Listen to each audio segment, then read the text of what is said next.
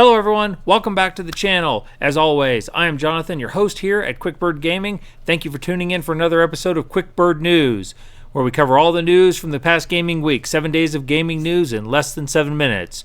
For this episode, we'll be talking about Sunday, 5 January to Saturday, 11 January.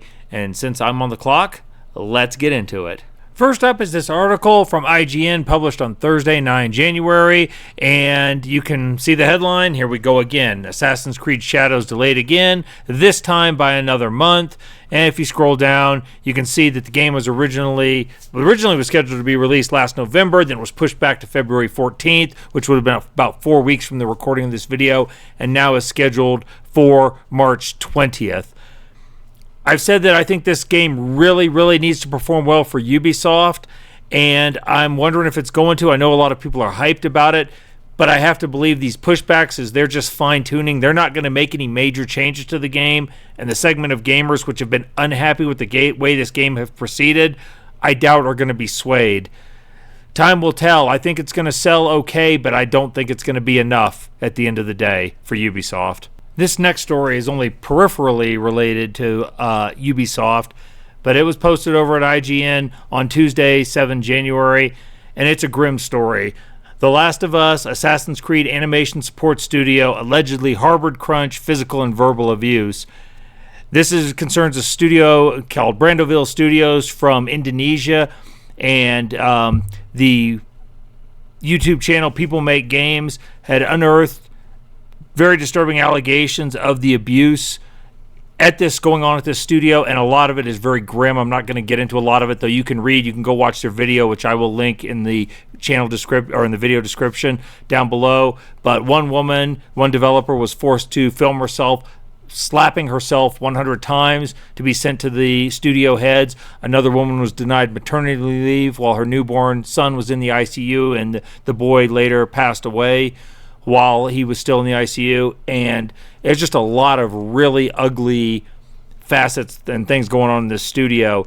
The kind of thrust of the article is that the Western world will often is guilty of sometimes outsourcing their crunch and some of their really demanding programming duties, and this was just one example of it, though the local studio heads were certainly taking advantage of their employees. Ubisoft was one of the studios for which this company was working, but there were many others. Ubisoft has already said that they are deeply disturbed. I'm not blaming Ubisoft for this one. I blame them for a lot, but not for this. Anyway, this is just a reminder of what's going on behind the curtain sometimes at these development studios. Next is this Gamespot article, which was published on Friday, 10 January. Nintendo Switch 2, leaked images, rumored release date, specs, Nintendo's response, and more. There's way too much in this article to cover in this video. I really recommend you go check it out. But it talks about everything that's rumored and known about the Switch, and it's got a whole lot of information, including leaked images, that the Joy-Con controls look like they're going to be magnetic and attached to the side this time. Talk about the potential of a mouse functionality on it. Really go check out the article if you're interested in what's going on with the Switch. Bear in mind, this is all rumor. I don't believe Nintendo has definitively commented on this, whether it's the format, the release date, the specs of the hardware, or anything of the sort. So take it with a grain of salt, but if you're curious about the latest handheld that's going to be joining the market, give this article a look and follow some of the links. Like I said, it's a really good rundown.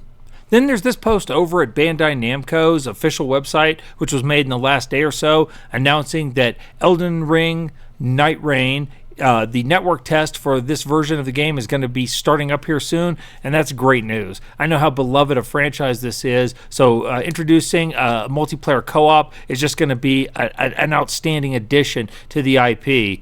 As of the making of this video, the registration period started yesterday on 10 January. It's going to run through 20 January with the stress test to follow in mid-February. So get out there, get to be part of this network test, and let's keep this IP going because it's really one of the great ones. And in a tale of two different games, you have this article posted over at Eurogamer on Tuesday, 7 January. Suicide Squad killed the Justice League developer Rocksteady, hit by end-of-year layoffs. Now, this article doesn't detail how many people were laid off, just that there was another round of them right at the end of 2024. This is the second round of layoffs that Rocksteady has had in the last 6 or 8 months. Warner Brothers already acknowledged that they lost about $200 million on Suicide Squad, so this may not be the end of it.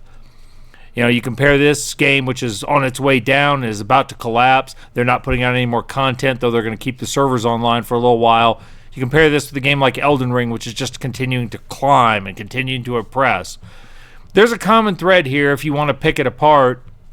Probably something about giving gamers what they want and instead of telling them what they want. But you can draw your own conclusions. The facts are that Rocksteady is in real trouble. I'll wrap up with 2 articles about video game adaptations. First up is this article from Game Rant published on Wednesday, 8 January. Fallout TV series Season 2 filming is delayed. It's filming in Southern California in the area affected by the wildfires. As of right now, it's just been a matter of days that shooting has been stalled. But pending how the wildfires are contained, how it goes, it could be longer. So this show is looking at a potential delay. We'll keep our fingers crossed. And the second article is this article from Dual Shockers published on Friday, 10 January, that the Sleeping Dogs movie is dead per its star Donnie Yen. It's a real shame. I like this game. I wish the second game that was planned had come to fruition, but it didn't. And now the adaptation is no more. So tip our hats to Sleeping Dogs and wish them well.